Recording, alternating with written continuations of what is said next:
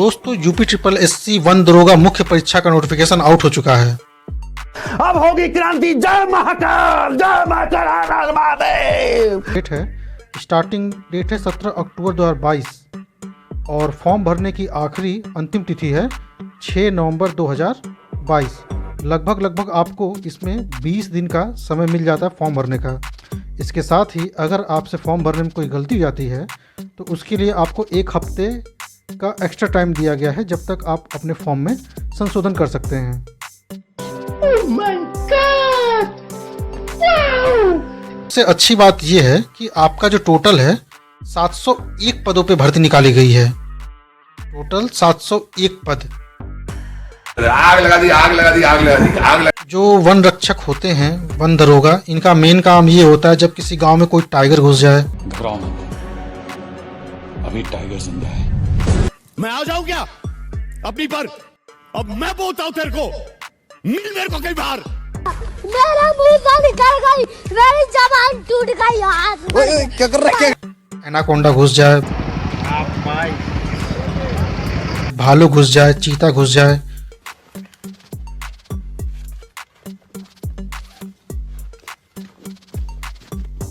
तो उनको रेस्क्यू करने का काम ये करते हैं। ये वन दरोगा जो है ये आपकी एक वर्दी वाली जॉब है, एक रिस्पेक्टेड वर्दी वाली जॉब है। आपको इसमें वर्दी मिलेगी, प्रॉपर यूनिफॉर्म रहेगा आपका।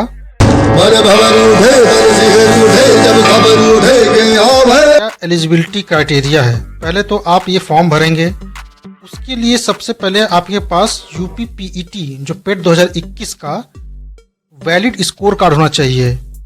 वैलिड स्कोर कार्ड का मतलब ये है कि उसमें 0 या नेगेटिव मार्किंग नहीं होनी चाहिए। अच्छा, हमको सिखा रिया है। ठीक है, अगर आपके 2 नंबर 5 नंबर है तो आप अप्लाई मत करना, क्योंकि ये कहने की बात है कि 0 नहीं होना चाहिए। क्योंकि मेरे भी 5 नंबर थे, लेकिन मैं पटवारी के लिए अप्लाई नहीं कर पाया। आते हैं आवेदन प्रक्रिया संबंधी निर्देश। आपको किन किन बातों का ध्यान रखना है।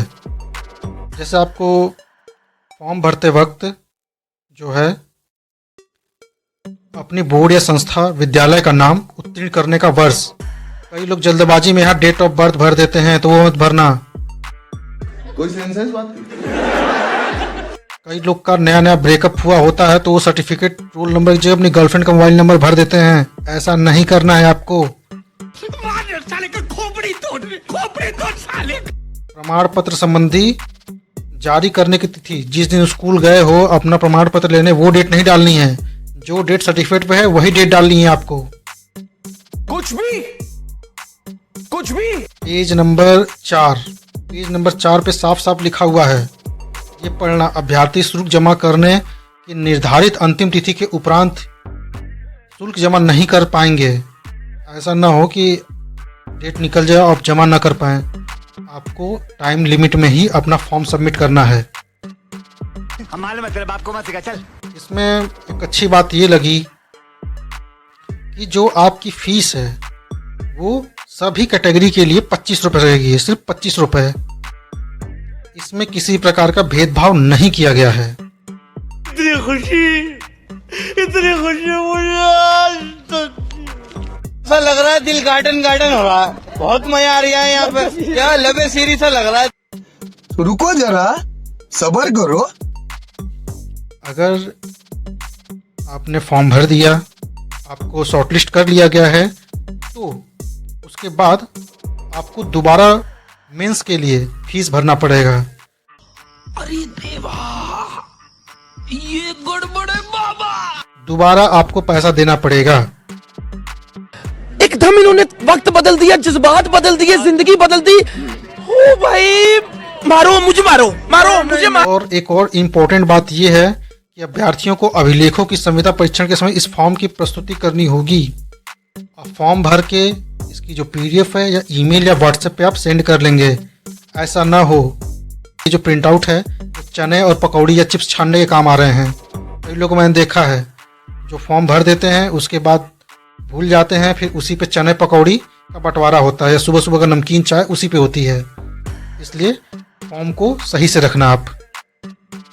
ठीक कहा है, ठीक कहा है, ठीक कहा है साला। और फॉर्म भरते वक्त अगर आपसे क्या क्या आपके नामों में जो गलती हुई उसको चेंज कर सकते हैं।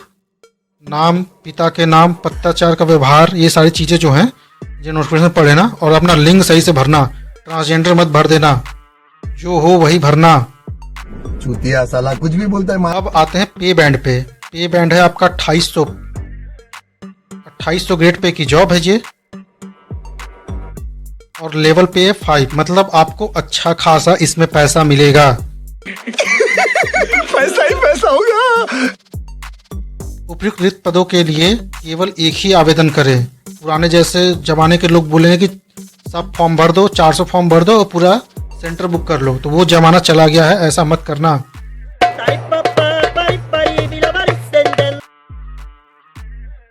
एक इम्पोर्टेंट बात बता देता हूँ, आपके जो विभाग का नाम रहेगा वन्य एवं वन्यजीव विभाग, आपका पद का नाम रहेगा वन दरोगा।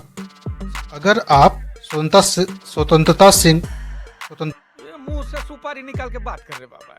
संग्राम सेनानी के आश्रित नहीं हैं, महिला नहीं हैं, सैन्य वियोजित भूतपूर्व सैनिक नहीं हैं, उत्कृष्ट खिलाड़ी नहीं हैं, तो आपके पास लगभग 500 पोस्ट बचती है। तो मान के चलना कि आपके लिए सिर्फ 500 पोस्ट है। तो साला ये दुख का खत्म नहीं होता बे। इसमें दिव्यांग जन के लिए कोई पद नहीं है, क्योंकि इसमें फिजिकल होना है, तो ये काम उनसे नहीं कराया जाएगा। ये उसके लिए वो एलिजिबल नहीं हैं। ये हर भर्ती में लिखा होता है कि रिक्तियों की संख्या घट बढ़ सकती है। कोई भी चाय की टपरी पे, फेसबुक पे, व्हाट्सएप पे आके आपको बकवास पेले कि भैया भर्ती बढ़ने वाली है, भर्ती बढ़ने वाली है, उसकी बातों में मत आना। मतलब चुटिया काटने का काम है। साले को बम से उड़ा दूंगा एक बार हाथ में आ जाए तो। सबसे मेन चीज, भारत जो डिग्री होनी चाहिए ना, वो भारत में विधि द्वारा स्थापित विश्वविद्यालय से। ऐसा नहीं होना चाहिए कि किसी भी परमारी यूनिवर्सिटी से आप कोई सर्टिफिकेट बनवा के ले आए तो उसको मान्यता मिल जाएगी। भारत में स्थापित विश्वविद्यालय जो मान्यता प्राप्त है वहीं से। और क्या क्या चाहिए आपको? आपको चाहिए गणित, मैथ, भौतिक विज्ञान फिजिक्स, रसायन विज्ञान केमिस्ट्री, वनस्पति विज्ञान बॉटनी, जंतु विज्ञान बायोलॉजी, वानिकी फॉरेस्ट। हम दोनों इस वक्त जंगल में बिल्कुल अकेले हैं। इसके बाद क्या होगा? भूगर्भ विज्ञान जियोलॉजी। और ये क्या है? कृषि एग्रीकल्चर, सांख्यिकी पर्यावरण विज्ञान से 2 या 2 से अधिक विषयों के साथ स्नातक, मतलब आपको ग्रेजुएशन भी होना चाहिए। ये जितने भी सब्जेक्ट लिखे हुए हैं उसके साथ साथ स्नातक चाहिए।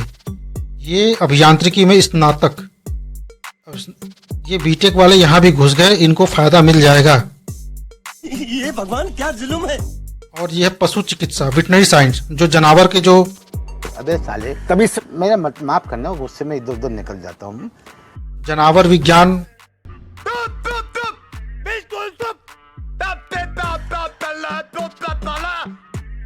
जो जानवरों का जो भी वो होता है स्नातक उपाधि, अगर वो है तो भी आप कर सकते हैं। अधिमानी अर्हताएं मतलब डिजायरेबल हैं कि अगर आप ये जो भी है, ये तो मैं हूँ ही नहीं, मैक्सिमम लोग नहीं होते हैं।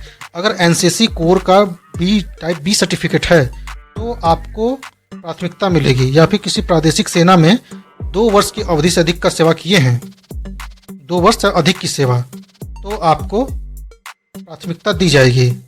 चाहते हैं तो आपकी जो एज है वो 21 वर्ष से 40 वर्ष तक होनी चाहिए। और अगर आपकी एज 40 प्लस है तो मैं बोलूंगा भैया आप क्या साबित करना चाहता है तू? क्या साबित करना चाहता है तू? अर्हता में इस बार CCC का कोई रोल नहीं है। CCC का इस बार कोई भी क्राइटेरिया नहीं रखा गया है। कई बार होता है, कई बार यूपी की वैकेंसीज में CCC को मस्ट करते हैं, लेकिन इस बार CCC का नामो निशान नहीं है। मजाक हो रहा है, एक सेकंड यार, मजाक हो रहा है। नहीं, ये हम यहाँ पे क्या करने आए हैं? मेरी बात, हम यहाँ पे क्या कर रहे हैं? हम इनको सपोर्ट करने आते हैं। फ्रांस के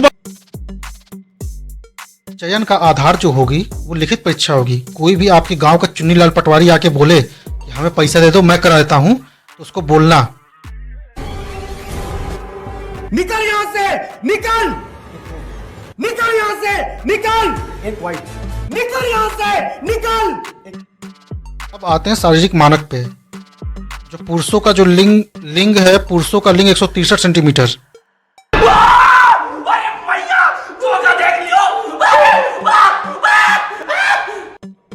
जो पुरुषों का जो लिंग, जो पुरुष है, उनकी ऊंचाई 163 सेंटीमीटर होनी चाहिए। उनका जो सीना है 184 सेंटीमीटर होना चाहिए और एक्सपांसन 5 सेंटीमीटर का, जो कि लगभग हर वैकेंसी में ऐसा ही होता है। महिलाओं की लंबाई ऊंचाई जो है 150 सेंटीमीटर। उनके सीने का फुलाव, ये मैं पहली बार साथ देख रहा हूँ कि लड़कियों का ये मानदंड दिया गया है लड़कियों के लिए। ऐसा नहीं होता है, एक बार चेक कर लेंगे। जब आपका पीटी क्लियर हो जाए तो जो आपका मेंस है उसके लिए देखो आपको 4 घंटे में 25 किलोमीटर की दूरी तय करनी है। इसके लिए एक बेमिसाल आइडिया बताता हूँ। करना है कि ये 25 किलोमीटर है, आपको अपने गांव से कम 13 या 14 किलोमीटर दूर किसी लड़की लाइन मारने जाना है। आप इससे क्या करोगे, 13 से 14 किलोमीटर जाओगे, पैदल जाना, पैदल आना, और अपना 4 घंटे का जो शेड्यूल है वो फिक्स रखना कि मेरे को 4 घंटे में जाना भी है, आना भी है, लाइन भी मारना है। तो इसके साथ आपकी फिजिकल की तैयारी भी हो जाएगी और साथ में क्या पता किस्मत साथ रही तो कुछ और भी मिल जाएगा। किसी न किसी फील्ड में आप सक्सेस जरूर हो जाएंगे। 2 सेकंड में सुधार दूं, समझ में आ रही है? लड़की के आसपास घूमते हुए नजर आया तो बुला रही हूं, भैया को बुला के लेके दौड़ गई।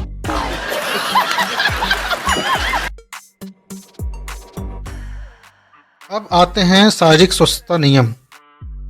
शारीरिक स्वस्थता नियम में क्या है, अभ्यर्थी को सेवा में किसी भी पद पर तब तक नियुक्त नहीं किया जाएगा जब तक वो मानसिक रूप से और शारीरिक दृष्टि से स्वस्थ न हो।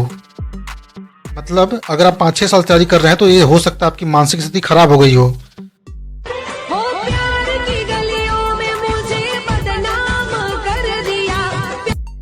लेकिन आपको वहां पे चेक करेंगे, ठीक है? तो जैसा भी हो स्वस्थ रहें, अच्छी चीजें सोचें, तनाव न लें और अपनी मानसिक स्थिति को सही रखें।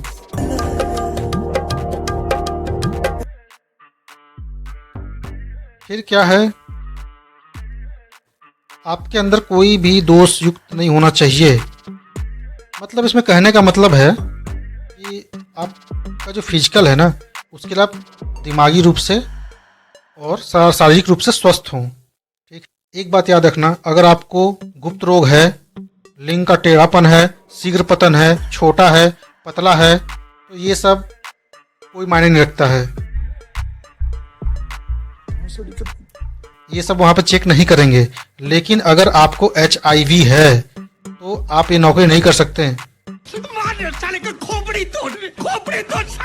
जो भी आपका जो परीक्षा से योजना पाठ्यक्रम है UPSSC government.in पे ही पाठ्यक्रम जो आयोग की वेबसाइट पर ही आपको मिलेगी। ये नहीं कि कोई भी चुन्नी लाल पटवारी कोई किताब निकाल दे और आपको बोल दे यही सिलेबस है, यही आएगा, पढ़ लो। तो वो नहीं करना है। जो आयोग जो जारी करेगा आपको उसी के आधार पर ही तैयारी करनी है। यदि विज्ञापित पदों में प्रत्युत्तर में प्राप्त आवेदन पत्रों की संख्या अत्यधिक होती है, अत्यधिक होगी ही होगी, बेरोजगारी इतनी है, होगी ही होगी, इसको मान के चलना। तो आपको अगर एक सीट में नहीं होता है तो आपको नॉर्मलाइजेशन किया जाएगा। आपका जो स्कोर है उसका नॉर्मलाइजेशन होगा। नॉर्मलाइजेशन से मैंने पूछा कि आप क्या कर सकते हो, तो मुझे यही जवाब मिला, अगर कुछ करना होगा, किसी का गांड वाड़ फाड़ना होगा तो बता दीजिए। जो भी अभ्यर्थी यूपी के नहीं हैं, उनको आरक्षण का लाभ नहीं मिलेगा। उनको जनरल कैटेगरी से ही अप्लाई करना पड़ेगा। इस बात को आप ध्यान रखना। दिल से बुरा लगा यार। अभ्यर्थी किसी भी केंद्र राज्य सरकार की सेवा में हैं तो फॉर्म भरते ही इंटीमेशन लेटर दे देना, क्योंकि तभी आपको NOC मिलेगा। नहीं तो बाद में NOC नहीं मिलेगा तो बहुत दिक्कत हो जाएगी। ये जॉब ज्वाइन नहीं कर पाओगे आप। फॉर्म भरते वक्त जो आपकी आयु की गणना होगी वो हाई स्कूल में जो अंकित है, जो भी आपकी जो date of birth high school के मार्कशीट में अंकित है, उसी के आधार पे आपकी आयु की गणना की जाएगी। जो डेट ऑफ बर्थ है इस पे याद रखना, वही भरना जो आपके हाई स्कूल में है। किसी भी गांव वालों की बात में मत आना, ठीक है? क्योंकि गांव में पूछोगे जन्म कब हुआ था मेरा, तो बोलेंगे आषाढ़ में हुआ था, कुंवार में हुआ था, भादो में हुआ था, चैत में हुआ था, पूस में हुआ था, माघ में हुआ था। पूरे 12 महीने का नाम गिना डालेंगे, लेकिन एग्जैक्ट डेट नहीं बताएंगे कि अगस्त में हुए थे, सितंबर में हुए थे, जनवरी में हुए थे। इसलिए इस बात का ध्यान रखना, जो 10th में है वही आपको भरना है।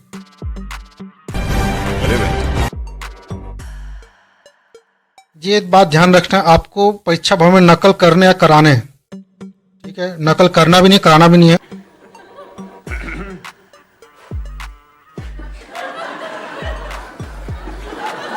अनुशासनहीनता, सर बोले जहां बैठ जाओ तो बैठ जाओ, ये नहीं कि कोई किसी और सीट पे आप बैठना चाह रहे हो, ठीक है? दुर्व्यवहार, लड़कियां नहीं छेड़नी है आपको, सीधी सी बात है। ना मैडम को छोड़ो, ना लड़कियां को छेड़ो। और ये है अवांछनीय कार्य। अवांछनीय कार्य का मतलब है गुटखा खा के मत जाना, वहीं पिच पिच थूक दो। पादरा मत, पादोगे अकेले और पूरी क्लास परेशान रहेगी। इसलिए भाई फ्रेश होके जाना। मैं कई सारी परीक्षाओं में गया हूँ, उसकी बम छोड़ देते हैं, पता नहीं चलता है भाई, पूरा दिमाग चकरा जाता है, पूरा पेपर बेकार हो जाता है। इसलिए एग्जाम में पादरा मत। ज्यादा जोर से लगी तो चुपके से फुसकी बम छोड़ देना, किसी को पता ना चले। बहुत मार मारा।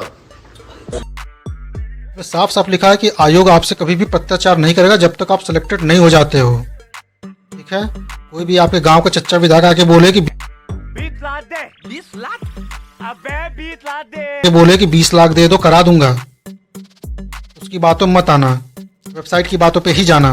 जो भी वेबसाइट पे लिखा हुआ है आपसे प्रत्याचार नहीं करेगा, इस बातों का ध्यान रखना आप। आपके लिए दूरभाषा नंबर भी दिया गया है। आज तक मैंने जितने भी नंबर पर लगाए हैं, कभी भी कोई प्रॉब्लम आई है तो किसी ने नहीं उठाया है। शायद इस बार ये उठा लें। आपको वेबसाइट पे भी कोई दिक्कत होगी तो आप वहाँ पे वेबसाइट पे जा सकते हैं। इसमें साफ साफ लिखा हुआ है कि अगर आपकी एक या एक से अधिक जिंदा पत्नी है, एक से अधिक जिंदा पत्नी है तो, और या फिर एक से अधिक जिंदा पति है, तो आप इस फॉर्म को अप्लाई नहीं कर सकते हैं। बात को ये बताएं कि आपके शोर ने 4 शादियां कर ली, कोई इतना चूतिया कैसे हो सकता है? ध्यान रखना कि इसमें कहीं भी गर्लफ्रेंड और बॉयफ्रेंड की बात नहीं की गई हो। गर्लफ्रेंड 50 हो, 100 हो, 200 हो, इसमें कोई मेंशन नहीं है। आप फॉर्म भर सकते हैं।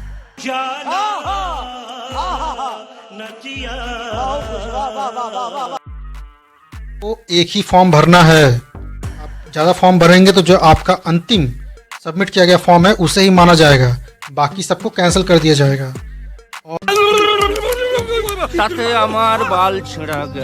और इस फॉर्म को जो आप भर रहे हैं, तो मैं कुछ चीज़ों की जानकारी आपको दे दूं कि कई बार आपको लोग मिलेंगे, चाय की टपरी पे मिल जाएंगे, व्हाट्सएप पे ज्ञान देंगे, फेसबुक पे ज्ञान देंगे कि वैकेंसी बढ़ने वाली है, ये बढ़ने वाला है, एग्ज़ाम की डेट बढ़ने वाली है। इस सब बातों में मत आना। आप सिर्फ अपनी एग्ज़ाम की तैयारी पे फोकस करो, उसकी बातों में मत आना। आपको सिर्फ एक सीट से मतलब है, ठीक है?